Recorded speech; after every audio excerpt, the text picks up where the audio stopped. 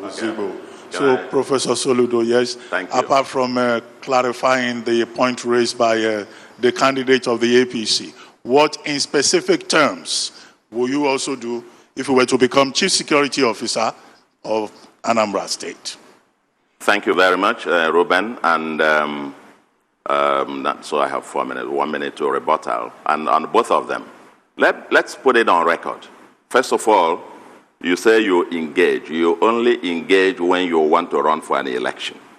And after an election, you go on voicemail. You never engaged. Never spoke to anybody.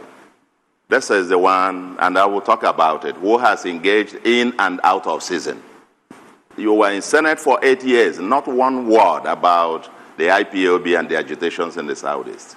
You were only engaging when you want to run. Insecurity in Anambra started with a PDP government and orchestrated by my brother on my right hand, kidnapping a sitting governor. It was a PDP legacy in Anambra. The PDP legacy in Anambra of burning down Anambra State. The violence, kidnapping, and so on and so forth on this state was started by PDP. When my brother on the right-hand side was at the engine room stoking up all the fires. So we know that. That's fact, number one. What I want to deal with in this segment is security and how you will tackle the issue of security if you become governor. Please, I need you to bear that in mind so that we don't, go all over the place. Thank you so much. And so, Anduba, I'd like you to, respond to that. What would be your approach? Do you support the idea of using vigilantes, like the PDP candidate has said, if I got him correctly? Do you agree with the dialogue, as the APGA candidate has opined? What would be your strategy in tackling insecurity in Anambra?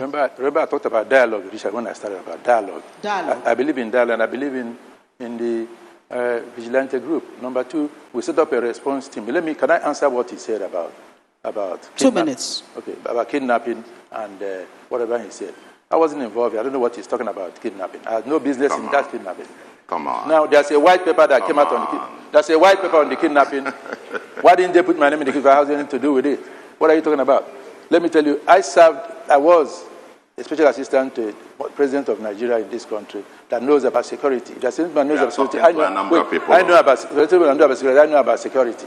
Now, let me tell you, he's talking about saying that I'm involved. I'm not involved in anything that concerns kidnapping or anything. It's not I wasn't in the country when it happened. I was outside the country. When the call came through to me, 2:45 in the morning, I picked the phone, said but the judge said he wants to speak to the president. I said, what happened? He told me what happened. I took the phone to the president. I woke the president and took the phone. The president asked me to call the IG of police and call Atiku, which I did. And the whole thing that's why the whole thing was stopped. So how could I have been involved? If I was involved, I wouldn't have made that phone call. Okay, so thank now... Thank you. Yes. Okay, you still have some 30 seconds. Okay. I said I'll set up a response team in the state, whereby when something happens, there will be a number that will dial, that will come to the rescue, and people immediately, there's an incident.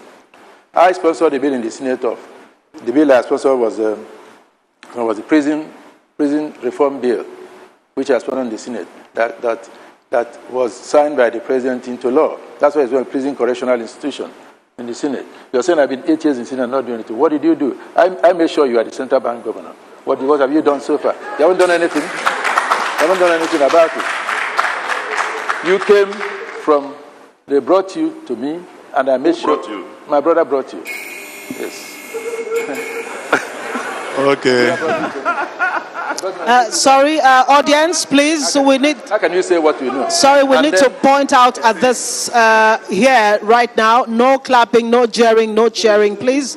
Please, absolute silence in the hall so that we can appreciate what the candidates are saying. Thank you very much. I will show you here without Conan. I never forged your certificate. Hello, gentlemen. Do you have secondary school? Of course. Hello, gentlemen. When?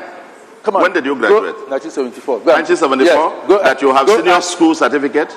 Go and check. In 1974? Go and check it. I have a 1974? Go and check. You have senior school certificate in Enugu State? Look. It's forgery. Go and check it. The school is there. No, your district is here. I don't know can what you show have. you It's to not you. mine. I don't know what you have. Professor from my Soludo. neck. I don't know what you have. It's not mine. So let me tell you Professor something. Soludo, You are overstepping please your stay bounds. I behind don't know what your you have. podium. Yes, This please. is a man that Thank came you. to Please come stay to behind come your podium.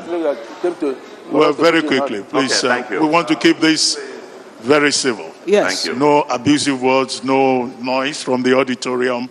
And then, of course, I hope the candidates know that we have a technical team that is fact-checking what everyone is saying. If you make any claim, please be sure that it is correct, because we are fact-checkers. Candidates of the PDP, gentlemen, please allow the candidate of the PDP. He has something to say thank you. very briefly. 2 minutes. Yes, I'm glad a number of people are saying these were the PDP of the past, both of them. He was actually the candidate of the party, Sam, and these are the dysfunctional parts we're moving away from. We have a better PDP today.